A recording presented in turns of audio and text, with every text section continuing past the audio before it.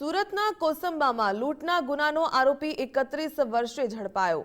કોસંબામાં થયેલી 4 જેટલી લૂંટના ગુનાનો આરોપી ઝડપાયો। સુરત પીસીબીએ રાજસ્થાનથી આરોપી બ્રિજ ભાનની ધરપકડ કરી।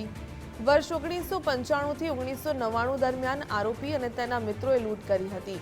કોસંબાના ગ્રામ્ય વિસ્તારમાં અલગ અલગ જગ્યાએ લૂંટ કરી હતી। જે ગુનામાં વોન્ટેડ આરોપી રાજસ્થાન, ઉત્તર પ્રદેશ ભાગતો ફરતો હતો। પોલીસ પકડથી બચવા અલગ અલગ રાજ્યો બદલી રહ્યો હતો।